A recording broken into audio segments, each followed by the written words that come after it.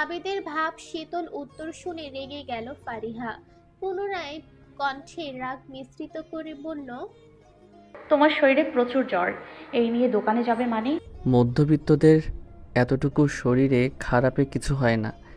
এরা সব সিচুয়েশনে নিজেকে সামলে নিতে জানে। আমার দোকানে কাজ আছে ফারিহা, তবে তাড়াতাড়ি চলে আসবো। রাগ করো না, কেমন? ফারিহা দুধের গ্লাসটা টেবিলের উপরে রেখে হঠাৎ আবিদকে পেছন থেকে জড়িয়ে ধরে কোমল কণ্ঠে বলল, আমার এত টাকা চাই না। এই অসুস্থ শরীর নিয়ে তোমার কাজে যেতে হবে না। আগে সুস্থ হও, পরে সব হবে। কি কি করছো ফারিহা, যেতে দাও প্লিজ। শুনল না ফারিহা। সে পুনরায় আরো একটু হাতের বাঁধন শক্ত করে ধরে আবেগী কণ্ঠে বলল, না, দিব না। যাবে না মানে যাবে না তুমি। আবিদ হাসল। বউয়ের এমন আবেগময় আবদারকে উপেক্ষা করা যায়? হয়তো যায়, তবে আবিদ পারল না। মেয়েটা তাকে প্রয়োজনের তুলনায় অনেকটাই বেশি ভালোবাসে। মাঝে মাঝে আবিদ চিন্তিত হয় আনমনে। ভাবে তখন আসলে কি এতটা ভালোবাসা পাবার যোগ্য সে? এই মানুষটাকে কষ্ট দিতে মন সায় দিল না তার। আবিদ এক হাতে ফারিহাকে আলতো করে জড়িয়ে ধরে বলল, আচ্ছা, যাব না। এবার খুশি তো? হুম, খুব বেশি খুশি হয়েছি। আবিদকে চট করে ছেড়ে দুধের গ্লাসটা আবিদের হাতে তুলে দিয়ে ফারিহা বলল, নাও, ঠান্ডা হয়ে যাচ্ছে, তাড়াতাড়ি খেয়ে নাও। আবিদ বাধ্য ছেলের মতো খেয়ে নিল। ফারিহা ব্যস্ত হয়ে বিছানা ঠিক করছে, সেদিকে আবিদ মুগ্ধ এক দৃষ্টিতে তাকিয়ে রইল। এই মেয়েটাকে যত যত দেখে ততই মায়া হচ্ছে আবিদের। ফারিহার ছোট ছোট শাসন, কেয়ার, রাগ, অভিমান, আবদারগুলো আবিদ বেশ উপভোগ করে সে। এই মেয়েটা তাদের গোটা জীর্ণ শীর্ণ ভেঙে যাওয়া পরিবারকে পুনরায় নতুন প্রাণ দিয়েছে। নিস্তেজ হয়ে যাওয়া প্রাণগুলোকে মন খুলে হাসতে শিখিয়েছে। হঠাৎ আবিদের চোখে চোখ পড়তেই দুজনারই দৃষ্টি এক হয়ে গেল। আবিদকে এমন ভাবে তাকিয়ে থাকতে দেখে লজ্জা পেল ফারিহা। আবিদ বুঝতে পেরে দৃষ্টি সরিয়ে নিল। তারপরে গিয়ে বিছানায় গা এলিয়ে আর চোখে বারবার দেখছে ফারিহাকে।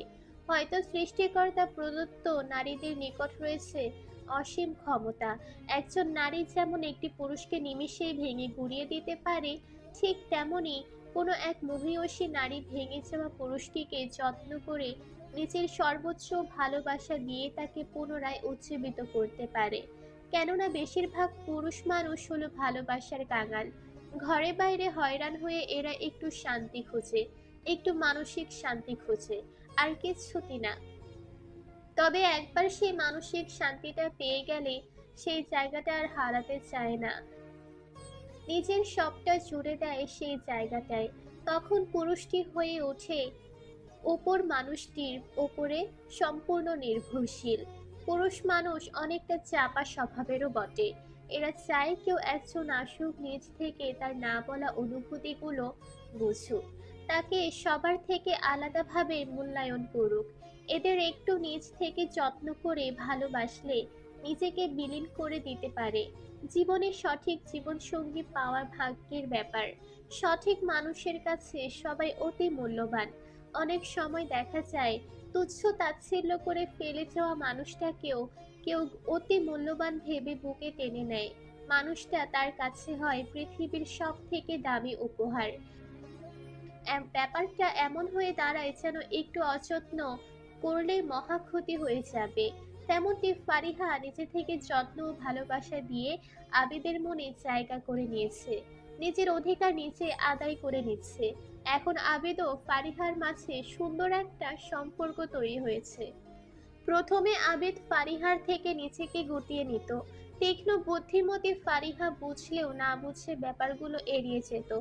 একবার ভয়ঙ্করভাবে ভেঙে যাওয়া মানুষগুলো কি এত সহজে কাউকে পুনরায় আবার নতুনভাবে ভালোবাসতে পারে? না, পারে না খুব সহজে। একবার আঘাতপ্রাপ্ত মানুষগুলোর যে ভয় হয় পুনরায় অন্য কাউকে বিশ্বাস করতে। তবে এদের সঠিক যত্ন নিলে তারাও পুনরায় উজ্জীবিত হয়ে প্রাণ সঞ্চার হতে পারে।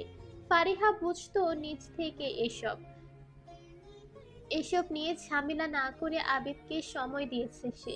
একটু একটু করে আবিদের সাথে মিশেছে সে। যদিও আবিদ কখনো প্রকাশ করছে না তার মনের অনুভূতি, তবে ভেঙে যাওয়া মানুষটা পুনরায় আবার কাউকে ফিল করছে। ভালোবাসি সবসময় মুখে মুখে বলতে হয় না, তার কাজকর্মের মাধ্যমে ফুটে ওঠে অপর মানুষটা। তার কতখানি জুড়ে রয়েছে। ফারিহা রুম গুছিয়ে রুম থেকে চলে আসার জন্য পা বাড়াতে আবিদ উঠে তার হাত ধরে ফেলল। হকচকিয়ে গেল ফারিহা, নিজেকে ছাড়াতে ছাড়াতে বলল, কি হচ্ছেটা কি? ছাড়ুন, আমার কাজ আছে এখনো। না, ছাড়বো না তো। এত দূর দূর করছো কেন? একটু বসো আমার পাশে। দূরে থাকবো না তো কি করব? আপনি তো আমাকে ভালোবাসেন না, তো এখন অব্দি একটাবার বললেন না ভালোবাসি। একরাশ অভিমান নিয়ে বলল ফারিহা। আবিদ ফারিহাকে নিজের পাশে বসিয়ে দিয়ে মৃদু কণ্ঠে বলল, আমি তোমাকে ভালোবাসি না তার মানে এই নয় আমি তোমাকে ঘৃণা করি। তুমি আমার কাছে কাছে থাকলে আমার ভালো লাগে। তোমার স্পর্শগুলো বারবার পেতে ইচ্ছে করে। তোমার হাজারটা কথা মুগ্ধ হয়ে শুনতে ইচ্ছে করে। তার মানে আপনিও আমাকে ভালোবাসেন? মুখে একবার বললে কি এমন ক্ষতি হয়? বলুন না একবার ভালোবাসি। উচ্ছ্বাস নিয়ে বলল ফারিহা। ভালোবাসি শব্দটা আমি খুব ভয় পাই ফারিহা। এটা বললে যদি তুমিও হারিয়ে যাও সবার মতো করে, নতুন করে কাউকে হারিয়ে পুনরায় বাঁচার মতো শক্তিটুকু অবশিষ্ট নেই আমার। এটা না বললে কি হয় না? আবিদের সহজ স্বীকারোক্তি শুনে মনে মনে দীর্ঘ নিঃশ্বাস ছাড়ল ফারিহা। সব মেয়েই চায় তার প্রিয় পুরুষের মুখ থেকে কারণে অকারণে ভালোবাসি কথাটা শুনতে, অথচ মানুষটা মচকাবে তাও ভাঙবে না। ভালোবাসি অথচ মুখে বলবে না। ফারিহা নিরুত্তর দেখে আবিদ ফারিহার গাল ছুঁয়ে বলল, কি হলো? কথা বলছো না কেন? না তেমন কিছু না, বলো তুমি, আমি শুনছি। আবিদ বিছানায় শুয়ে পড়ল, তারপরে হাই তুলতে তুলতে বলল, থাক, বলতে হবে না। আমার মাথাটা ব্যথা করছে ভীষণ। একটু মাথায় হাত বুলিয়ে দিবে? ফারিহা মুচকি হেসে বিনা বাক্যে পরম যত্ন করে আবিদের চুলে হাত বুলিয়ে দিচ্ছে। আবিদ চোখ বন্ধ করে অনুভব করছে ফারিহার স্পর্শ। মিনিট দশেক পরে আবিদের সারা শব্দ না পেয়ে ঘুমিয়ে গেছে ভেবে ফারিহা আবিদের কপালে হুট করে একটা ভালোবাসার পরশ কপালে ছুঁয়ে দিয়ে বলল, ভালোবাসি, অনেক বেশি ভালোবাসি আমার প্রিয়তম। আবিদ সজাগ ছিল, ফারিহা লজ্জা পাবে ভেবে চোখ খুলল না। তার ভেতরটা জুড়ে এক অচেনা ভালো লাগায় ছেয়ে গেল নিমিষেই। কালো মেয়েগুলো বোধহয় হাজবেন্ডকে একটু বেশি ভালোবাসে বলে মনে হচ্ছে আবিদের নিকট। সে সৃষ্টিকর্তাকে অসংখ্য ধন্যবাদ জানালো তার জীবনের সাথে এমন একটা মানুষকে জুড়ে দিবার জন্য। ফারিহা আরো কিছুক্ষণ আবিদের দিকে তাকিয়ে থেকে সাবধানী পায়ে রুম থেকে বেরিয়ে আসলো শাশুড়ির রুমে।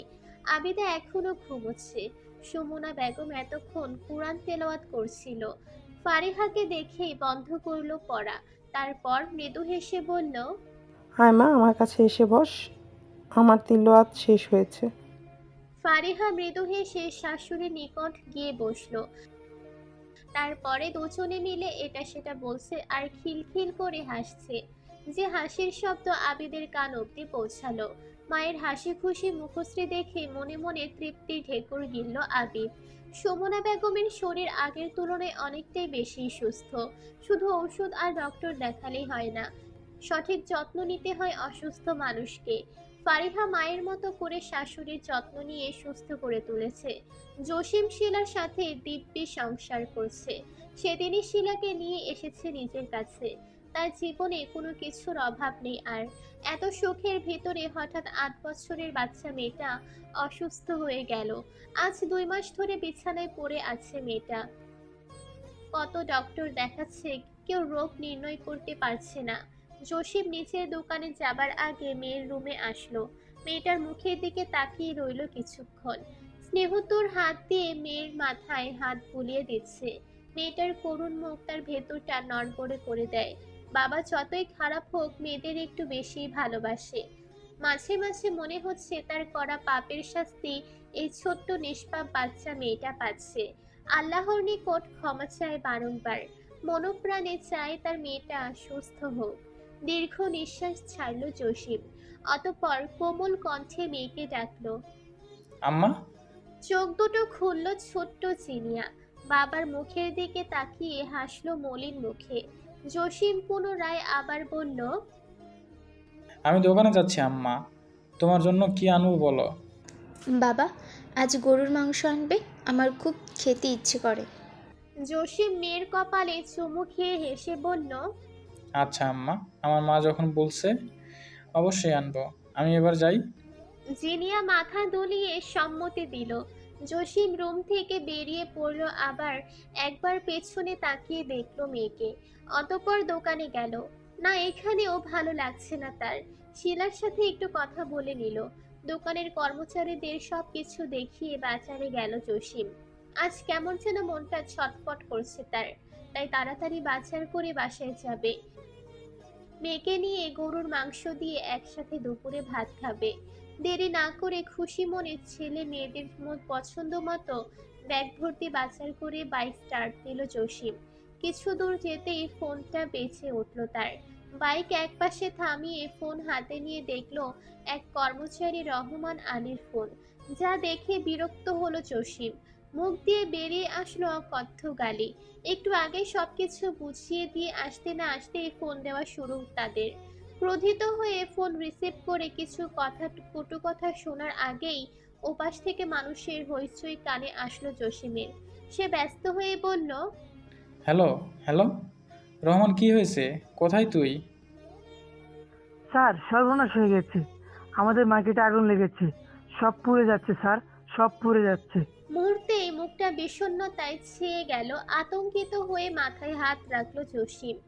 তার কত সাধনার পরে গড়ে তোলা এই ব্যবসা এভাবে সব পুড়ে ছাই হয়ে যাবে? না না, এ হতেই পারে না। তাকে কিছু একটা করতেই হবে। হিতাহিত জ্ঞান হারিয়ে জসিম দ্রুত ফুল স্পিডে বাইক স্টার্ট দিল। হুট করে কোথা থেকে একটা ট্রাকের মুখোমুখি হয়ে ধাক্কা খেয়ে পুনরায় চলন্ত ট্রাকের চাপা পড়ল জসিম। আকাশ পাতাল একটা চিৎকার হলো, আল্লাহ গো! মুহূর্তে জসিমের দেহ থেকে প্রাণ পাখি উড়ে গেল ওই দূর আকাশে। ঘটনা এত দ্রুত হলো কেউ কিছু বোঝার আগেই রাস্তার সাথে মিশে গেল জসিম। ছিন্ন বিচ্ছিন্ন হয়ে এদিক ওদিক ছড়িয়ে ছিটিয়ে পড়ল জসিমের নিস্তেজ হওয়া দেহখানা। মেয়ের সাথে গরুর মাংস নিয়ে ভাত আর খাওয়া হলো না। চির বিদায় নিয়ে চলে গেল জসিম। রাস্তা টকটকে লাল রঙে মাখামাখি। এমন নির্মম মৃত্যু দেখে আতঙ্কিত মানুষ। চেহারা থেতলে গিয়েছে, মাথার মগজ ছিটকে গিয়েছে দূরে। পেট ফেটে নাড়ি ভুঁড়ি আলাদা হয়ে গিয়েছে। মানুষটা শনাক্ত অবধি করতে পারছে না কেউ। মুহূর্তে পুলিশ, সাংবাদিক, সাধারণ মানুষজন জড়ো হলো রাস্তায়। বরিশাল রূপাতলি বাস স্ট্যান্ডে কিনারায় বসে আছে ঋতু। নাক দিয়ে রক্ত পড়ছে আর এক হাত দিয়ে মুছে। অপর হাতে রয়েছে একটা থালা। পরনে ময়লা রক্তে ভরপুর বিভিন্ন জায়গা থেকে ছেঁড়া একখানা কাপড়, যা দেখে অনেক বড় ঘরের ভদ্রলোকরা নাক ছিটকিয়ে চলে যায়। কেউ কেউ দয়া করে 2 পয়সা দিয়েও যায়। সবকিছু হারিয়ে আজ তার স্থান হয়েছে রাস্তায়। উন্নত চিকিৎসার অভাবে শরীরে শুধু হাড্ডিগুলো আর নিঃশ্বাসটা রয়ে গিয়েছে। নিজের কাছে যতটুকু সম্বল ছিল নিজের চিকিৎসার জন্য খরচ করেছে ঋতু। তাতে কিছুই হলো না। টাকা নেই, কাজ করার শক্তি নেই। একেবারে নিঃস্ব হয়ে পথে পথে ঘুরছে মেয়েটা। 4 মাস হয়েছে ঢাকা শহর ছেড়ে বরিশাল এসেছে। এই বাস স্ট্যান্ডে থাকছে সে। মানুষ দয়া করে কিছু দিলে তবেই পেটে পড়ে, না হয় না খেয়ে থাকতে হয় সারাদিন। ঋতুর মনে হচ্ছে সৃষ্টিকর্তা যেন পৃথিবীর সমস্ত কষ্ট দিয়ে তার পাপের প্রায়শ্চিত্ত করাচ্ছে। একটা বাস এসে থেমেছে মাত্র। মানুষজন আসছে যাচ্ছে। ঋতু চারপাশে তাকিয়ে মানুষজনের নিকট কিছু টাকা চাইছে। কেউ খুচরো টাকা দিচ্ছে, কেউ বা পাশ কাটিয়ে চলে যাচ্ছে। মাঝে মাঝে নিজের ভাগ্যের উপর খুব মায়া হয়। কি জীবন, কি হয়ে গেল তার! চারপাশে এত এত মানুষ, অথচ তার আপন বলতে কেউ নেই। কতবার নিজেকে শেষ করতে গিয়েও মস্তিষ্ক তাকে বাঁচিয়ে দিচ্ছে। ঋতু জানে আত্মহত্যা মহাপাপ, তাই তো বাঁচিয়ে রেখেছে নিজেকে। পৃথিবীর তো আর এতটুকু শান্তি মিলল না। মরার পরে কি একটু শান্তির আশা করবে না সে? এই জন্যই তো আজও দেহটা পড়ে রয়েছে তিক্ত পৃথিবীতে। না হয় সেই কবে শেষ করে দিত নিজেকে। দুপুর গড়িয়ে গিয়েছে, এই অবধি পেটে কিছুই পড়েনি। এখন খুব ক্ষুধা লাগছে, সাথে জল তৃষ্ণা। আজকে যা পেয়েছে থালা থেকে উঠিয়ে হাতের মুঠোয় গুছে নিল কয়েকটি কাগজের নোট। এই কাগজের টাকাগুলোরই যত মূল্য পৃথিবীতে। অতঃপর অচল দেহটা টেনে টুনে লাঠিতে ভর করে সামনের দিকে একটা টং দোকানে যাচ্ছে। দূর থেকে মানুষের ভিড়, কেউ চা সিগারেট পান খাচ্ছে, কেউ বা খুব মনোযোগ দিয়ে টিভি দেখছে। ঋতু এগিয়ে যেতে চোখ পড়ল টিভির দিকে। মুহূর্তেই কানে আসছে একজন সাংবাদিক মহিলা ব্রেকিং নিউজ দেখাচ্ছে। আজকের ব্রেকিং নিউজ, গতকাল টেকনিক্যাল রোডে ট্রাকের সাথে মোটরসাইকেলের মুখোমুখি সংঘর্ষণের ফলে এক যুবকের নির্মমভাবে প্রাণ গেল। পুলিশ 24 ঘন্টা তদন্ত করে লোকটি পরিচয় নিশ্চিত হলেন। লোকটির নাম জসিম, পেশায় একজন ব্যবসায়ী ছিলেন, দেশের বাড়ি বরিশাল। কিছুক্ষণ আগে পুলিশ তার মৃতদেহ তার স্ত্রী সন্তানের হাতে তুলে দিতে সক্ষম হয়েছে। পর মুহূর্তে ভিডিও ফুটেজে আসলো, যাতে নির্মম কিছু দৃশ্য দেখা যাচ্ছে, তবে লোকটির অবয়ব অনুমান করা যাচ্ছে না। তার পাশে জসিমের ছোট্ট একটি পুরনো ছবি ভেসে আসলো। দোকানের লোকজন হা হতাশ করে একজন আরেকজনকে বলছে, ইস, কি মৃত্যু দেখছো ভাই, লোকটার কি কষ্ট নেই হয়েছে, শান্তিতে মরবারও পারলো না, আল্লাহ ক্ষমা করুক। হঠাৎ ঋতু গলা ফাটিয়ে উচ্চস্বরে বলল, আলহামদুলিল্লাহ, আলহামদুলিল্লাহ, আলহামদুলিল্লাহ। আল্লাহর বিচার, আল্লাহর বিচার। পৃথিবী থেকে একটা কীটপতঙ্গ দূর হলো। কথা শেষ করে হাসল ঋতু, মুখে কি স্নিগ্ধ প্রশান্তির হাসি। পর মুহূর্তে নিজের হাতের টাকাগুলো নিয়ে ছুটে গেল মসজিদের দিকে। আজ এগুলি খুশি হয়ে মসজিদে দান করে দিবে বলে। নিজের ক্ষুধা যেন উবে গেছে। গায়ে অদ্ভুত একটি শক্তি অনুভব করছে ঋতু। সে লাঠি ছাড়াই হাসি মুখে দৌড়াচ্ছে। দোকানে থাকা মানুষগুলো অবাক হয়ে দেখছে ঋতুকে। কারো মৃত্যুর খবর শুনে কেউ এভাবে হাসে? নিশ্চয়ই মেয়েটা পাগল। লোকগুলো আর বুঝলো না ঠিক কতটা কষ্ট দিলে, তার থেকে কতটা ব্যথা পেলে একটা মানুষ নির্মম মৃত্যুর সংবাদ শুনে কেউ এতটা খুশি হয়। অ্যাম্বুলেন্স করে জসিমের লাশ গ্রামের বাড়ি নিয়ে আসা হয়েছে দাফন করার জন্য। বাড়িতে লোকজনের বেশ আনাগোনা, মানুষ আসছে যাচ্ছে, কেউ বা হা হুতাশ করছে, কেউ বা নিন্দা করছে। লাশের পাশে বসে গুনগুন করে কাঁদছে শিলা। তার কান্না দেখে ছেলে মেয়ে দুটোও কাঁদছে। সুখ নামক জিনিস তার ভাগ্যে হয়তো সৃষ্টিকর্তা দেয়নি। সংসার জীবনে জসিম ছিল বড্ড উদাসীন, অন্য নারীতে আসক্ত। তারপরেও সবকিছু মেনে নিয়েছে শিলা। ছেলে মেয়ে দুটোর মুখের পানে তাকিয়ে আস্ত জীবনটা পড়ে রইল বিয়ে নামক বন্ধনে আবদ্ধ হয়ে এক অমানুষের সাথে।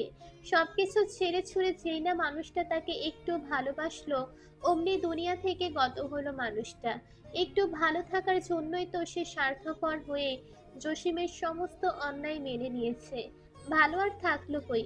একটু সুখের মুখ দেখার আগেই তো স্বামী নামক মানুষটি তাকে একা করে চির বিদায় নিল। তবে কি কাউকে ঠকিয়ে মানুষ বেশি দিন সুখী হতে পারে না? না, পারে না। সাময়িক সময়ের জন্য সুখ মিললেও এই সুখ চিরস্থায়ী হয় না। কারো সুখ শান্তি ছিনিয়ে নিয়ে কাউকে ঠকিয়ে কস্মিন কালেও কেউ সুখী হতে পারে না। হঠাৎ মানুষের ভিড় ঠেলে লাঠিতে ভর দিয়ে এলাকার এক বৃদ্ধা মুরব্বী আসলো। জসিমের নিথর হয়ে পড়ে থাকা শরীরটা দেখে আফসোসের স্বরে বলল, বেশি চেতলে আল্লাহ দুনিয়ায় হেগো বেশি দিন রাহে না, আল্লাহর বিচার আছে, বিচার আছে। খুব বেশি উড়াল দিছিলা, তাই আল্লাহ ঠাস কইরা পাখনা ছিঁড়া দেছে। এইবার কবরে গিয়ে যতক্ষণ উড়িয়া বেড়াও বাচ্চা। বৃদ্ধা পুরুষটির কথা শুনে বুকটা ভারী হয়ে গেল শিলার। মানুষটা যেমনই ছিল না কেন, তার তো অর্ধাঙ্গিন। এই মৃত্যু মানুষটাকে নিয়ে এসব শুনতে বড্ড খারাপ লাগছে তার। মুহূর্তে কেউ বৃদ্ধার সাথে তাল মিলিয়ে মানুষটাকে এটা সেটা বলছে, কেউ বা নীরব দর্শক হয়ে শুনছে। মৃত্যু ব্যক্তির লাশের সামনে বসে মানুষের এমন আলোচনা সমালোচনা দেখে তাজ্জব বনে গেল একজন আলেম। উনি সবার উদ্দেশ্য করে বলল, আপনারা দয়া করে চুপ থাকুন। আল্লাহ কার মৃত্যু কিভাবে রেখেছে আমরা কেউ জানি না। যার মৃত্যু যেভাবে ভাগ্যে লেখা আছে সেভাবেই হবে। কে নিষ্পাপ কে গুনাহগার একমাত্র উপরওয়ালা বলতে পারেন। তাই এসব বলে নিজের কাঁধে গুনাহের পাল্লা ভারী করবেন না। এসব আলোচনা বন্ধ করুন, সম্ভব হলে দোয়া করুন তার জন্য। হুজুরের কথা শুনে সাময়িক সময়ের জন্য চুপ করলো উপস্থিত সবাই। অতঃপর বিকেল 4টায় জসিমের জানাজা নামাজ পড়ে কবরস্থানে লাশ দাফন করা হলো। লাশ রেখে যে যার ঘরে ফিরল, শুধু অন্ধকার কবরে পড়ে রইল জসিম। শুভ্রময় সকাল, রৌদ্রময় প্রকৃতি। ফারিহা এখনো ঘুমাচ্ছে। গতকাল রাতে জেগে পড়ার ফলে দু চোখ ভর্তি ঘুম টইটুম্বর। পড়ালেখা নিয়ে কারো কোনো আপত্তি নেই। আবিদ চায় ফারিহার যত ইচ্ছে পড়ুক, সে পড়াবে ফারিহাকে, বিনিময়ে তার সন্তানেরা শিক্ষিত আদর্শ একজন মা পাবে। রোদের তেজ তীব্র থেকে তীব্র হয়ে ছড়িয়ে পড়ছে ধরণীর বুকে, যা জানালার পর্দা ভেদ করে এক ফালি রোদ এসে চোখে মুখে আছড়ে পড়ল ফারিহার। সাথে সাথে চোখ মুখ কুঁচকে ফেললো মেয়েটা। আস্তে ধীরে চোখ খুলতেই লাফ দিয়ে বসে পড়ল। চারপাশে রোদে ভরপুর, তার মানে বেলা অনেক হয়েছে। এতক্ষণ কিভাবে ঘুমালো সে? আজ তার অনার্স ফাইনাল পরীক্ষা শুরু, অথচ সে মাত্র উঠল, কেউ ডাকলো না অব্দি। কত কাজ বাকি তার, কখন কি করবে সে? মোবাইল হাতে নিয়ে সময় দেখলো, সময় 8টা 3। আর কিছু না ভেবে দ্রুত ফ্রেশ হয়ে রান্নাঘরে ছুটে গেল ফারিহা। রান্নাঘরে এসে দেখতে পেল সুমনা বেগম নাস্তা তৈরি করছে, আর আবিদ তাকে এটা সেটা করে সাহায্য করছে। তা দেখে বিস্মিত চোখে ব্যস্ত কণ্ঠে ফারিহা বলল, এগুলো কি করছেন আম্মা? আপনি অসুস্থ শরীর নিয়ে রান্নাঘরে আসলেন কেন? আমাকে ডাকলেই তো হতো। আমি বেশ সুস্থ আছি মা, এত ব্যস্ত হতে হবে না তোকে। প্রতিদিন তো তুই এক হাতেই সব কিছু করিস। আমি না হয় তোর পরীক্ষার কদিন একটু কষ্ট করলাম, মেয়ের জন্য এতটুকু তো করতেই পারি না? তবু আপনি একা এত কষ্ট করতে গেলেন কেন আম্মা? আসলে কাল অনেক রাত অবধি পড়ছি তো, তাই উঠতে পারিনি। অপরাধীর মতো মাথা নত করে বলল ফারিহা।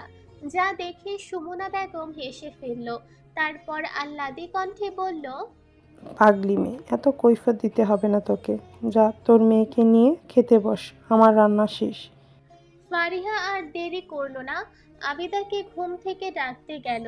শাশুড়ির আচরণে মনে মনে ভীষণ খুশি হয়েছে ফারিহা। ভাগ্যক্রমে এমন একটি ফ্যামিলি পেয়েছে সে। আগে নিজের ভাগ্যকে নিয়ে কত আফসোস করত সে, এখন আর কোনো আক্ষেপ নেই তার। নিজেকে ভীষণ ভাগ্যবতী মনে হচ্ছে তার। ফারিহার যাওয়ার দিকে তাকিয়ে রইল আবিদ। সে নীরব দর্শক হয়ে এতক্ষণ দাঁড়িয়ে দাঁড়িয়ে সবটা শুনলো। এরা বউ শাশুড়ি এমন একটা ভাব দেখাচ্ছে, এখন এখানে যে তৃতীয় একজন উপস্থিতি রয়েছে তা যেন তাদের চোখেই পড়ছে না। কেউ তাকে পাত্তাও দিচ্ছে না। এরই মধ্যে সুমনা বেগম ধমকের সুরে বলল, কিরে, তুই এখানে এমন দাঁড়িয়ে আছিস কেন? রুটিগুলো নিয়ে টেবিলের উপরে রাখ যা। মায়ের ধমক শুনে আবিদের নিজেকে মনে হচ্ছে এদের বেতনভুক্ত কাজের লোক সে। আবার কিছু একটা মনে করে হাসলো আবিদ। তারপর সবাই একসাথে খেতে বসলো। ফারিহা নিজে খাচ্ছে, সাথে আবিদাকে খাইয়ে দিচ্ছে। মনে হচ্ছে একজন মা তার সন্তানকে অতি আদর করে ধরে বেঁধে খাইয়ে দিচ্ছে। সেদিকে তাকিয়ে চোখ দুটো জুড়িয়ে যাচ্ছে আবিদের। তার ছোট্ট পরিবারের সীমাহীন অর্থের অভাব থাকলেও সুখের কোনো কমতি নেই। মনে মনে সৃষ্টিকর্তার নিকট শুকরিয়া আদায় করলো আবিদ। আবিদ ও ফারিহা দুজন রেডি হয়ে একসাথে বাসা থেকে বেরিয়ে পড়ল। ফারিহার সাথে রিক্সা করে পরীক্ষার হল অবধি এসেছে আবিদ। এক্সাম কেমন না কেমন হয় এ নিয়ে ফারিহা ভীষণ নার্ভাস ফিল করছে। চোখে মুখে চিন্তার ছাপ। তা দেখে আবিদ ফারিহার কাঁধে হাত রেখে মৃদু কণ্ঠে বলল, এত ভয় পাচ্ছ কেন ফারিয়া? ভয়ের কি আছে বোকা? একদম চিন্তা করো না তো। হাবিজাবি চিন্তা না করে সম্পূর্ণ মনোযোগ দিয়ে লিখবে। ইনশাল্লাহ পরীক্ষা ভালো হবে তোমার। ফারিহা একটুতেই যেন ভরসা পেল। খারাপ সময় কিংবা ভালো সময়, এমন একটা ভরসার হাত সবারই প্রয়োজন হয়। দিন শেষে প্রিয় একজন মানুষ খুবই প্রয়োজন হয়, যার কাছে মুখে বলতে হয় না, অনায়াসে মানুষটা সব কিছু বুঝে যায়। ফারিহার ভেতরটা শিহরিত হচ্ছে বারংবার। তার মতো এতিম একটা মেয়ের জীবনে এমন একটা একজন মানুষ আল্লাহ মিলিয়ে দিয়েছে। হুট করে আবিদের হাতটা শক্ত করে ধরে ফেলল ফারিহা। হঠাৎ ফারিহার এমন আচরণে আবিদ চমকালো। আশেপাশের মানুষজন অবাক হয়ে দেখছে তাদের।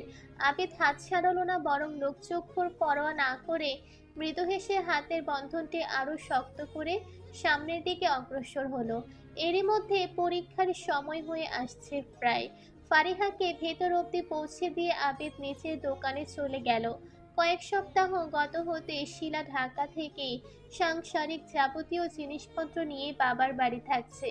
যত চেষ্টা করে বাবার বাড়ি থেকে দূরে থাকতে, নিয়তি যেন আরো ধরে বেঁধে বেশি করে এখানেই রাখছে। মাঝপথে জীবনটা যেন থমকে গেল তার। কোনো কুল কিনারা মিলছে না যেন। অসুস্থ মেয়েটা এখন আরো বেশি অসুস্থ হয়ে গেছে। হাত পা নাড়াচাড়া করতে পারছে না এখন। উন্নত চিকিৎসা করার মতো অর্থ সমর্থ তার আর কাছে অবশিষ্ট নেই। স্বামীর সাথে সাথে হারিয়ে গেছে আর্থিক অবস্থাও। বিছানায় বসে ধুকে ধুকে মরছে মেয়েটা, অথচ মা হয়ে নীরবে চোখের অশ্রু বিসর্জন ছাড়া কিছুই করতে পারছে না সে। বাহিরে কাজ করতে গেলে স্বামীর কর্মের জন্য তিক্ত কথা বলে মনটা বিষিয়ে দেয় লোকজন। পরিবারের একজনের করা অপকর্মের জন্য গোটা পরিবারের লোকজনের জীবন নরকে পরিণত হয়। অনেক সময় বাবা মায়ের করা পাপের দায়ভার সন্তানদের বহন করতে হয়। সৃষ্টিকর্তার বিচার বড্ডই আজব। সেই সাথে ভাইয়ের বউয়ের কথা, অযথা ও কটু কথা। খাবার নিয়ে খোঁটা শুরু হয়ে গিয়েছে। মাটা বেঁচে আছে এজন্যই ঠাঁই মিলছে এখানে। মায়ের জন্য পারছে না ঘর থেকে ঘাড় ধাক্কা দিয়ে বের করে দিতে। শিলা উদাসীন হয়ে মায়ের পাশে বসে জীবনের হিসাব মিলাতে ব্যস্ত। কি পেল এই জীবনে সে? প্রাপ্তি বলতে কিছুই চোখে ঠেকছে না। হঠাৎ ঝংকার একটি কণ্ঠস্বর আচমকাই কানে আসতে সজ্ঞানে ফিরল শিলা। অপর প্রান্তে থাকা ভাবি হুঙ্কার ছেড়ে বলল, এই যে জমিদার কন্যা, আর কতদিন মেয়ের পাশে সারাদিন বসে বসে ভাইয়ের অন্ন ধ্বংস করবেন? এইদিকে কাজ করতে করতে আমি মরে যাচ্ছি, আর নবাব ঘরে সবগুলো রান্নাঘরে থালা বাসনগুলো ধুয়ে রান্না করেন। আমি এত কাজ করে 14 গোষ্ঠী সবাইকে খাওয়াতে পারবো না। ভাবির কটু কথা শুনে চুপ করে বিনা বাক্যে চলে গেল শিলা। এই কথার আঘাতে থেকে ওছে তার মনের বিষণ্ণতা মেঘের পরিমাণ বেশি, যা কাউকে বলা যায় না আর না সহ্য করা যায়। নিয়তি বোধ হয় কিছু মানুষকে আজ জন্মকাল দুঃখ কষ্ট সহ্য করতেই পৃথিবীতে পাঠিয়েছে। এরা সারা দিন হয়রান হয়ে একটু শান্তি একটু সুখ খুঁজে। দিন শেষে এই শান্তিটুকু পায় না। পেলেও নিয়তি তা বেশি দিন ভাগ্যে রাখে না। আজ জন্মকাল এই মানুষগুলো হতাশাগ্রস্ত হয়ে বেঁচে থাকে বুকের সুখের আশায়। শিলা যাওয়ার দিকে তাকিয়ে মুখ বাঁকালো ভাবি। তা দেখে অসুস্থ মেয়েটা নীরবে অশ্রু বিসর্জন দিচ্ছে। দীর্ঘ কয়েকদিন সময় নিয়ে আজ সম্পূর্ণ শেষ হলো ফারিহার পরীক্ষা। সময়টা রাত। আবিদ এখনো দোকানে। আবিদা মায়ের কাছে হঠাৎ বিরিয়ানি খাবার জন্য বায়না ধরেছে। আজ অনেকদিন পর রান্নাঘরে মেয়ের জন্য বিরিয়ানি রান্না করছে ফারিহা। এই কয়েকদিন ফারিহাকে কিছু একটি কাজ করতে দেয়নি সুমনা বেগম।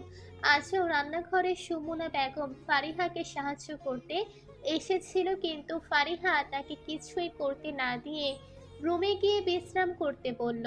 শাশুড়িদের কি সব সময় কাজ করতে হয়? ছেলের বউয়েরা যখন অসুস্থ কিংবা ব্যস্ততার মধ্যে থাকে তখন বিবেক খাটিয়ে একটু আধটু কাজকর্ম সুন্দর আচরণ করলেই বউদের মনে একটা জায়গা করে নেওয়া যায়। সুমনা বেগমের কাজকর্মের কারণে ফারিহার শাশুড়ির প্রতি কৃতজ্ঞতার শেষ নেই। দিন দিন তার প্রতি যত্নশীল আন্তরিকতা বৃদ্ধি পাচ্ছে শুধুমাত্র সুমনা বেগমের ব্যবহারের জন্য। সুমনা বেগম শুয়ে শুয়ে আবিদার সাথে কথা বলছে। এরই মধ্যে ফারিহা রান্না শেষ করে এক হাতে বিরিয়ানি অন্য হাতে এক গ্লাস গরম দুধ নিয়ে শাশুড়ির রুমে প্রবেশ করলো। হাতে থাকা গ্লাসটা সুমনা বেগমের দিকে এগিয়ে দিয়ে বলল, আম্মা নিন, গরম গরম দুধটা খেয়ে নিন। সুমনা বেগম শোয়া থেকে উঠে বসতে বসতে বলল, আর কত আমাকে খাওয়াবি মা? তুই তুই নিজেকেও একটু খা ঠিকঠাক। আমি বুড়ো মানুষ, আর কত খাবো? কয়দিন পরে এমনিই মরে যাব। একদম বাজে কথা বলবেন না আম্মা। ছোটবেলায় মাকে হারিয়ে বহু কষ্টে মানুষ হয়েছি আমি। বড় হয়ে বিয়ের পরে মায়ের মতো একজন মা পেয়েছি। তাকে এত তাড়াতাড়ি হারাতে চাই না। আপনাকে অনেক বছর বাঁচতে হবে আম্মা। পুনরায় আমি মায়ের আদর স্নেহ থেকে বঞ্চিত হতে চাই না। আপনার শরীর দুর্বল, ডক্টর পুষ্টিকর খাবার খেতে বলেছে। বেশি বেশি ভুলে গেছেন? খেয়ে পুরোপুরি সুস্থ হন আপনি। আর আমাকে মেয়ের মতো বেশি বেশি শাসন করুন, আদর করুন। কি যেন ছিল ফারিহার কথায়, অতি আনন্দে সুমনা বেগমের চোখ দুটো ভিজে গেল। ফারিহার একটা হাত নিজের মুঠোয় নিয়ে ভেজে কণ্ঠে বলল, তুই অনেক ভালো মনের মানুষ মা। এভাবেই থাকিস সারা জীবন। আল্লাহ তোকে 1000 বছর বাঁচিয়ে রাখুক। তুই অনেক অনেক সুখী হ। তোর এই মায়ের দোয়া তোর সাথে সব সময় আছে। সুমনা বেগম কথা শেষ করে দ্রুত চোখের জলটুকু মুখে হাসি মুখে অর্ধেক পরিমাণ দুধ খেয়ে নিল। বাকি অর্ধেক ফারিহার মুখের সামনে ধরে বলল, নে তুই এইটুকু খেয়ে নে। ফারিহা মৃদু হেসে বিনা বাক্যে খাওয়া শুরু করলো। এতে যেন রয়েছে মায়ের ভালোবাসার ছোঁয়া। মায়ের উষ্ণ ছোঁয়া কবুও মিস করতে চায় না ফারিহা। সুমনা বেগম অপলক নয়নে মায়াবী কন্যাকে দেখছে। চোখে মুখে যেন হাজারো মায়া লিপ্তে আছে মেয়েটার। গায়ের রং শুধু কালো, কিন্তু মনটা ভীষণ কোমল, একদম স্বচ্ছ। সবসময় মন থেকে মেয়েটার সুখ কামনা করে সুমনা বেগম। ঘড়ির কাঁটার সময় 11টা জানান দিচ্ছে। ফারিহা এতক্ষণ আবিদার সাথে সময় কাটাচ্ছিল। এই মেয়েটা তার আত্মার সাথে মিশে গিয়েছিল। আবিদা যখন আম্মু বলে ডাক দেয়, ফারিহা শুনতে বেশ লাগে। এই আম্মু ডাকটাই যেন বারংবার মনে করিয়ে দেয় সে একজন মা। বাচ্চা মেয়েটা তার সাথে অল্প কতদিনের মধ্যে পুরোপুরি মিশে গিয়েছে। গর্ভে সন্তান জন্ম নিলেই শুধু মা হওয়া চায় না, আবিদা তাকে মায়ের অনুভূতির সাথে পরিচয় করে দিয়েছে।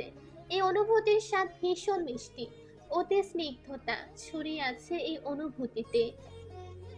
কিছু কিছু সম্পর্ক তৈরি হয় আত্মা থেকে, তেমনি আবিদা তার গর্ভের সন্তান না হলেও তার আত্মার সন্তান হয়েছে। রাত অনেক হয়েছে তা দেখে আবিদাকে খাইয়ে ঘুম পাড়িয়ে দিয়েছে ফারিহা।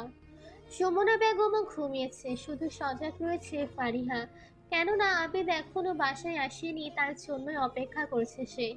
যদিও আবিদ ফোন করে জানিয়ে দিয়েছে আজ ফিরতে দেরি হবে তার, তবুও অধীর আগ্রহ নিয়ে অপেক্ষা করছে প্রিয় পুরুষটির জন্য। মাঝে মাঝে প্রিয় মানুষটার জন্য রাত জেগে অপেক্ষা করতেও ভীষণ ভালো লাগে। ফারিহা মুচকি হেসে সময় কাটানোর জন্য একটা কাঁথা সেলাই করতে বসেছে। ঘন্টাখানেক হয়েছে কাঁথা সেলাই করে রেখে দিয়েছে কাঁথা, অথচ এখনো মানুষটা আসছে না। এবার ভীষণ চিন্তিত হলো ফারিহা। ফোন হাতে নিয়ে আবিদের নাম্বার ডায়াল করতে কানে ভেসে আসলো দরজায় কড়া নাড়ানোর শব্দ। ফারিহার অধর কোণে মিষ্টি হাসি ফুটল। তার আর বুঝতে বাকি রইল না কে এসেছে। ফোন রেখে দ্রুত দরজা খুলল। কড়া নাড়ানোর সাথে সাথেই দরজা খুলে গেল। মানে মেয়েটা তার জন্য এত রাত অব্দি অপেক্ষা করছে। ভাবতেই সারাদিনের পরিশ্রম যেন উবে গেল আবিদের। তার মুখে মিষ্টি হাসি দেখা গেল। প্রিয় মানুষটির ঘামে ভেজা ক্লান্ত মুখ, অথচ মুখে হাসি, যা দেখে ঠোঁটের হাসিটা গাঢ় হলো ফারিহার। আবিদ ভেতরে প্রবেশ করে মৃদু কণ্ঠে বলল, জেগেছিলে কেন ঘুম বাদ দিয়ে? আমি তো বলেই দিয়েছিলাম ফিরতে দেরি হবে। বারে, তুমি বাসায় না আসা অবধি ঘুমিয়েছি কখনো? তুমি বাইরে থাকলে আমার বড্ড চিন্তা হয়। সেখানে ঘুম কি করে আসে বলো তো? তোমার জন্য অপেক্ষা করতেও আমার ভীষণ ভালো লাগে। আবিদের পাঁচও রাত থেমে গেল। স্থির দৃষ্টি স্থির করল ফারিহার মুখপানে। ফারিহার সহজ স্বীকারোক্তি শুনে তৎক্ষণাৎ বলার মতো কিছু খুঁজে পেল না আবিদ। সত্যিই তো সে শুরু থেকে আবিদ দোকান থেকে আসা না অব্দি ফারিহা রাত থেকে অপেক্ষা করে। ফিরলে তবে একসঙ্গে ডিনার করে ঘুমাবে। আবিদকে এইভাবে দাঁড়িয়ে থাকতে দেখে ফারিহা তাড়া দিয়ে বলল, কি হলো? এভাবে তাকিয়ে না থেকে দ্রুত ফ্রেশ হয়ে আসো, আমি খাবার বাড়তেছি। আবিদ মুচকি হেসে চলে গেল। তারপর দুজনে মিলে একসাথে ডিনার করে রুমে আসলো। ফারিহা চুল আঁচড়াচ্ছে, হঠাৎ আবিদ এসে পকেট থেকে একটা গোলাপ ফারিহার চুলে গুজে দিয়ে কানের কাছে মুখ নিয়ে ফিসফিস করে বলল, শুভ জন্মদিন আবিদার আম্মু। জন্মদিনের অনেক অনেক শুভেচ্ছা ও ভালোবাসা তোমার জন্য। ফারিহা চমকে গেল, বিস্মিত হয়ে চেয়ে রইল তার প্রিয়তম পুরুষটির দিকে। আজ তার জন্মদিন ছিল, তারই তো মনে ছিল না। অথচ মানুষটা কত ব্যস্ততার মধ্যেও ঠিকই মনে রেখেছে। এই প্রথম কেউ তাকে এইভাবে উইশ করেছে, তাও আবার তার সব থেকে প্রিয় মানুষটি। ফারিহা অতি আনন্দে বাকরুদ্ধ। মেয়েদের খুশি করতে আসলে খুব বেশি কিছু প্রয়োজন হয় না। প্রিয় মানুষের থেকে একটু সময়, ছোট ছোট উপহার পেলেই এরা বেচাই খুশি। ফারিহাকে এভাবে নিশ্চুপ হয়ে থাকতে দেখে আবিদের ভ্রু কুঁচকে গেল। ফারিহাকে এভাবে নিশ্চুপ তাকিয়ে থাকতে দেখে আবিদ ভ্রু কুঁচকে ক্ষীণ কণ্ঠে জিজ্ঞাসা করলো, কি হয়েছে আবিদার আম্মু, তুমি খুশি হওনি? ফারিহা আর নিজেকে নিয়ন্ত্রণ করতে পারল না। অতি আনন্দে চোখ থেকে অশ্রুগুলো গড়িয়ে পড়ছে। হঠাৎ ফারিহাকে কাঁদতে দেখে ভরকে গেল আবিদ। ব্যস্ত হয়ে ফারিহার গাল ছুঁয়ে বলল, আরে কাঁদছো কেন তুমি? কি হয়েছে বলো আমায়। কোথাও কষ্ট হচ্ছে? প্রিয় মানুষের আদরে স্পর্শে কান্নার গতি বেড়ে গেল ফারিহার। হুড়মুড় করে আবিদের বুকে মাথা রেখে কান্নারত কণ্ঠে বলল, সব কান্না কষ্টের হয় না জানো। আমি ভীষণ খুশি হয়েছি আদিবার আব্বু, ভীষণ ভীষণ খুশি। মা মরার পর থেকেই জীবন থেকে সব হারিয়ে গিয়েছিল। তোমাকে জীবনসঙ্গী হিসেবে পেয়ে আল্লাহ আমাকে পুনরায় চাওয়ার থেকেও বেশি কিছু দিয়েছে। তোমাদের সবাইকে নিয়ে আমি 1000 বছর বাঁচতে চাই। প্লিজ আমার হাতটা কখনো ছেড়ে দিও না, তাহলে যে আমি বাঁচতে পারবো না। তোমাকে আমি ভীষণ রকমের ভালোবাসি আদিবার আব্বু, সত্যি ভীষণ ভালোবাসি। তোমাকে ছাড়া নিজেকে খুবই অসহায় মনে হয়। জীবনের শেষ দিন পর্যন্ত আমার তোমাকেই লাগবে। এসব কি বলছো ফারিহা? প্লিজ কান্না করো না। আমি তোমাকে ছেড়ে দিব কেন? আমার মতো অতি নগণ্য ভেঙে যাওয়া মানুষটিকে তুমি নতুন করে হাসতে শিখিয়েছ। নতুন করে তোমাকে আমি কবুও হারাতে চাই না ফারিহা। আমার জীবনের শেষ দিন অবধি আমি তোমাকে চাই ফারিহা। বলেই আবিদ ফারিহার কপালে ভালোবাসার পরশ ছুঁয়ে দিল। শক্ত করে নিচের বাহু ডোরে আবদ্ধ করে নিল। আকস্মিকভাবে ফারিহার কান্না থেমে গিয়েছে। সে চুপটি করে পড়ে রইল আবিদের প্রশস্ত বুকে। এই বুকেই লুকিয়ে রয়েছে পরম শান্তি। দুজনার মধ্যে নীরবতা বিরাজমান। শুধু অতি কাছে থেকে দুজন দুজনকে গভীরভাবে অনুভব করছে। কাকডাকা ভোর। ঋতু শুয়ে আছে রাস্তার পাশে। তার কাছে দিনরাত সবই সমান। তার অবস্থা দিন দিন শোচনীয়। শরীরের বিভিন্ন জায়গায় ফোসকা ফোসকা পড়ে চামড়া উঠে গিয়েছে। তা থেকে মাছি ভন ভন করে উড়ে উড়ে তাদের খাবার সন্ধান করছে। এত দুর্দশা, অথচ এখনো বেঁচে রয়ে গিয়েছে পৃথিবীতে। এখন যেন চলার শক্তিটুকু অবশিষ্ট নেই দেহখানায়। অচল দেহখানায় শুধু নিঃশ্বাসটুকু ছাড়া আর কিছুই অবশিষ্ট নেই। পেটের ক্ষুধায় বাকিটুকু কাতর হয়ে গিয়েছে। মানুষজন তাকে দেখলে আজকাল নাক ছিটকিয়ে চলে যায়। একটু খাবারের জন্য তীব্র হাহাকার করে মেয়েটা। অথচ মানুষ শুনেও না, শোনার ভান করে পাশ কাটিয়ে চলে যায়। যাদের মনে অধিক মায়া তারা মাঝে মাঝে কিছু খাবার দেয়। এটুকু খেয়ে যায় দিন, যায় রাত একাকী। কি আজব, দিনরাত আল্লাহর কাছে নিজের মৃত্যু কামনা করছে, অথচ মুক্তি যেন মিলছেই না এই করুণ পরিস্থিতি থেকে। নিজের ভাগ্যের উপরে নিজেরই মায়া হয় ঋতুর। ইস, কি জীবন তার, কি হয়ে গেল। ঋতু সচরাচর মাথার উপর থেকে বিশাল আকাশটার দিকে ফ্যাল ফ্যাল করে তাকিয়ে থাকে। মনের সমস্ত কথা তার কাছে মেলে ধরে। তার তো আর প্রিয় কেউ নেই যে মনোযোগ দিয়ে তার কথা শুনবে। এখন এই আকাশটাই তার একমাত্র আপনজন। ঋতুর চারপাশে মানুষজন কোলাহল। একটু খাবারের জন্য এক একজনের নিকট হাত পেতে চিৎকার দিয়ে বলছে, আমায় একটু খাবার দাও, খুব ক্ষুধা পেটে, দয়া করে কেউ একটু খাবার ভিক্ষা দাও। কেউ কিছু দিল না। মানুষ এত নিষ্ঠুর কেন? তার হৃদয় ভাঙা করুণ পরিস্থিতি কারো চোখে পড়ছে না। দীর্ঘ নিঃশ্বাস ছেড়ে আকাশের দিকে তাকিয়ে আনমনে প্রশ্ন করলো ঋতু। আচ্ছা আকাশ, বলো তো, জীবন এত জটিল কেন? ঋতুর গায়েবী ভাবে শুনতে পাচ্ছে আকাশটা মৃদু হেসে তাকে বলছে, জীবন সহজ থাকে মেয়ে, শুধু তোমরা নিজেরাই কিছু ভুল সিদ্ধান্ত কিংবা কিছু ভুল মানুষকে অন্ধবিশ্বাস করে সহজ জীবনটাকে জটিল করতে তুলো। গায়েবী উত্তর শুনে ঋতুর ক্ষতগুলো পুনরায় জাগ্রত হলো। চিৎকার দিয়ে কান্না করতে ইচ্ছে করছে, কিন্তু কান্নারাও যেন সময়ের সাথে সাথে হারিয়ে গিয়েছে। কতদিন আর কান্না করা যায়? যন্ত্রণাগুলো এখন অভ্যেসে পরিণত হয়েছে। এখন আর চাইলেই কাঁদতে পারে না। বুক চিরে বেরিয়ে আসলো ভারী দীর্ঘ নিঃশ্বাস। সাথে সাথে আফসোস হচ্ছে, ইস, যদি সে জসিমকে অন্ধবিশ্বাস না করত, তাহলে তো তার জীবনটাও সুখময় ভরে থাকতো। শেষ পরিণতিতে দীর্ঘশ্বাস আর আফসোস ছাড়া কিচ্ছু করার নেই তার। হঠাৎ একজোড়া কাপড় দেখে চোখ আটকে গেল ঋতুর।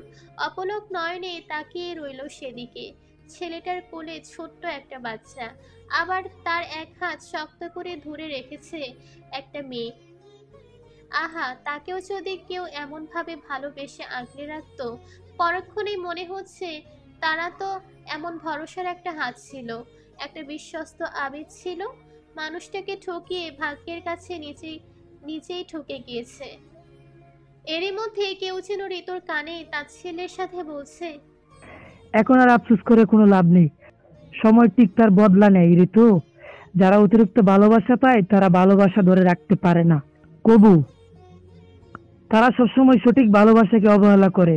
এই মানুষগুলোই আবার জীবনে একটা সময় গিয়ে সামান্য একটু ভালোবাসা পাওয়ার জন্য চিৎকার করে খাবে, কিন্তু ভালোবাসা তখন তার ধরা দেয় না, কারণ সময় ঠিক তার প্রতিশোধ নেয়।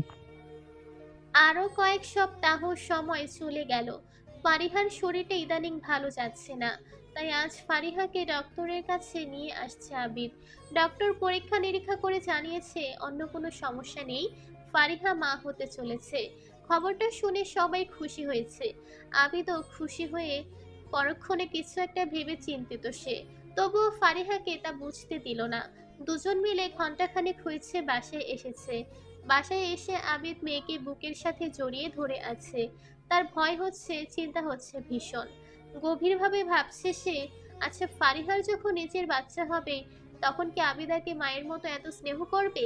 নিজের বাচ্চা পেয়ে যদি ফারিহার আচরণ পাল্টে যায়, তখন কি হবে তার ছোট্ট আবিদার? ছোট্ট মেয়েটাকে আচন্মকাল যাবে কষ্ট পেয়ে। আবিদের সমস্যা ধরতে বেশি সময় লাগলো না ফারিহার। তার তীক্ষ্ণ দৃষ্টিতে ঠিকই ধরে ফেললো আবিদের পরিবর্তন। ফারিহা রুমে এসে আবিদের পাশে বসে কাঁধে হাত রেখে মৃদু কণ্ঠে বলল, চিন্তা করো না আবিদার আব্বু, আমার 10টা সন্তান হলেও আবিদার জায়গাটা ঠিক আগের মতোই রয়ে যাবে। ফারিহা আমাদের বড় মেয়ে, ওর মুখ থেকেই আমি প্রথম আম্মু ডাক শুনেছি। মেয়েটা আমার গর্ভের সন্তান না হোক, ও আমার আত্মার সন্তান। ওর জন্য আমার ভীষণ মায়া। বিশ্বাস করো আবিদার আব্বু, ওর জায়গাটা কখনো নড়বড়ে হবে না। নিজের মনের কথা ফারিহার মুখে শুনে চমকালো আবিদ। মনে মনে ভরসা পেল ফারিহার কথায়। আবেগাপ্লুত হয়ে এক হাতে ফারিহাকে জড়িয়ে ধরে বলল, তুমি এত ভালো কেন ফারিহা? ফারিহা হেসে বলল, তুমি যে অনেক ভালো, তাই আমিও ভালো। কথা শেষ করে ফারিহা দু হাতে বাবা মেয়ে দুজনকে জড়িয়ে ধরলো। আবিদার কপালে গভীর চুমু খেলো। পরদিন সকালে আবিদ নাস্তা করে রুমে শুয়ে আছে। আজ আর দোকানে যাবে না সে। একটু পরে মাকে বরিশাল সদরে ডক্টরের কাছে নিয়ে যাবে। প্রতি 4 মাস পর পর সুমনা বেগমকে একেবারে টেস্ট করানোর জন্য ডক্টরের কাছে নিয়ে যেতে হয়। আজই সেই তারিখ। এরই মধ্যে ফারিহা রুমে এসে তার পাশে শুয়ে পড়ল। তারপর মুগ্ধ হয়ে তাকিয়ে রইল আবিদের মুখশ্রীর পানে। ফারিহার মনে হচ্ছে পৃথিবীর সব থেকে সুন্দর পুরুষটি তার স্বামী। এক মানুষটি এত সুন্দর কেন? নাকি শুধু তার চোখে আবিদ সব থেকে সুদর্শন পুরুষ? উত্তর মিলাতে পারল না ফারিহা। ফারিহাকে এভাবে তাকিয়ে থাকতে দেখে আবিদের অস্বস্তি হচ্ছে। তবুও স্মিত হেসে প্রশ্ন করল, এভাবে তাকিয়ে কি দেখছো? তোমাকে দেখছি, যত দেখছি ততবার প্রেমে পড়েছি। আচ্ছা, একটা কথা বলি। বলো। জানো, তোমাকে দেখলেই আমার শুধু প্রেম প্রেম পায়, তখন শুধু ভালোবাসতে ইচ্ছে করে তোমায়। আচ্ছা, এই ব্যাপার। কতদিন থাকবে তোমার এই প্রেম? নাকি সময়ের সাথে সাথে সব ভালোবাসার প্রেম হারিয়ে যাবে? আবিদের কথায় ক্ষীণ হাসল ফারিহা।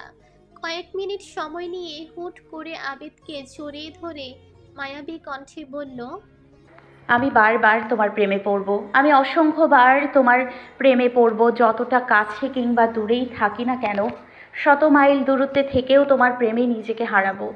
যদি বলি তোমার সাথে আমার প্রেম জন্ম জন্মান্তরের, যদি বলি তোমার সাথে আমার প্রেম ইহকালের, ইহকাল পরকালের, আমি বৃদ্ধ বয়সেও নতুন করে তোমার প্রেমে পড়ব, তোমার সাদা চুলের প্রেমে, তোমার মুখ ভর্তি দাড়ির প্রেমে, তোমার ভাঁজ পড়া গালের প্রেমে, তোমার চশমা পরা আর চোখে তাকানোর প্রেমে আমি তখন নতুন করে আবারও প্রেমে পড়ব। তুমি বারান্দায় বসে চায়ের কাপে চুমুক দেবে, সাথে একখানা পত্রিকা হাতে মাঝে মাঝে আমার পানে তাকাবে। আমি তোমার তাকানো দেখে আবারও তোমার প্রেমে পড়ব। আমি শেষ নিঃশ্বাস ত্যাগ করার আগেও আর একবার তোমার প্রেমে পড়তে চাই। তোমার পানে চেয়ে তোমার প্রেমে পড়ে পৃথিবী থেকে শেষ বিদায় নিতে চাই। আমি বারবার তোমার প্রেমে পড়ব। আজন্মকাল তোমাকেই ভালোবাসবো আবিদার আপু। এত যে কাছে আসতে চাও, কতটুকু সংযম আছে তোমার? এত যে ভালোবাসতে চাও, আর কতটুকু উত্তাপ সইতে পারবি তুমি? নিজেকে সংযম রেখে তোমার কাছে মোটেও আসতে চাইছি না আমি। আমি বেসামাল হয়ে হুটহাট তোমার সাথে নিজেকে জড়াতে চাই প্রিয়। তোমার ভালোবাসা উত্তাপে নিজে বারংবার পোড়াতে চাই। আবিদ শক্ত করে ধরে নিজের সাথে জড়িয়ে নিল ফারিহাকে। তারপর দুষ্টু হেসে ফারিহাকে ফিসফিস করে বলল, এবার না হয় একটু বেসামাল হয়ে যায়, কি বলো? এরই মধ্যে সুমনা বেগম হাঁক ছেড়ে বলল, কই রে দীপ, তোর হলো? আর কতক্ষণ লাগবে? আমার কিন্তু রেডি হওয়া শেষ। কতক্ষণ বসে থাকবো আমি? তাড়াতাড়ি কর। মায়ের কথায় হুঁশ ফিরল দুজনার। ফারিহার কপালে চুমু খেয়ে আবিদ পুনরায় ফিসফিস করে বলল, বাসায় আসি, তারপর দেখব আমার ভালোবাসার উত্তাপ কতটা সহ্য করতে পারো। ফারিহা মুচকি হাসল। আবিদ আবার বলল, সাবধান থেকো আবিদা, ও নিজের খেয়াল রেখো। আচ্ছা, তুমিও সাবধানে থেকো। আবিদ কিছুক্ষণের মধ্যে মাকে নিয়ে রওনা দিল। ফারিহাও আবিদার সাথে গেট অবধি আসলো। আবিদ মেয়েকে কোলে নিয়ে আদর করে দিয়ে বলল, দুষ্টুমি করবে না একদম মা, আম্মুর কথা শুনিও, ঠিক আছে মা? আচ্ছা বাবাই, তুমি আমার জন্য আর আম্মুর জন্য এতগুলো চকলেট নিয়ে এসো। আবিদ মৃদু হেসে সম্মতি জানালো। সুমনা বেগম ফারিহার মাথায় স্নেহত হাত বুলিয়ে দিয়ে বলল, সাবধানে থাকিস মা। পরন্ত বিকেল। ডক্টর দেখিয়ে সব কিছু গুছিয়ে বাসায় আসার জন্য বাসে উঠল মা ছেলে। আহামরি জটিল কোনো সমস্যা এখন আর নেই সুমনা বেগমের। সবকিছু নর্মাল জানিয়ে দিয়েছে ডক্টর। তা শুনে স্বস্তির শ্বাস ছাড়ল আবিদ। যথাসাধ্য চেষ্টা করে শেষ বয়সটা মাকে একটু শান্তি দিতে। মায়ের মুখের দিকে যতক্ষণ চেয়ে রইল আবিদ। ইস, মায়েদের মুখে এত মায়া কেন? মায়ের দিকে তাকিয়ে থাকতেও যেন আবিদের চোখ দুটো অন্যরকম শান্তি খুঁজে পায়। সুমনা বেগমের বড্ড তৃষ্ণা লেগেছে। এরই মধ্যে আবিদ জিজ্ঞাসা করল, আম্মু খাবে কিছু? কিছু লাগবে তোমার? না বাবা, কিছু খাবো না, তবে ভীষণ পিপাসা লেগেছে।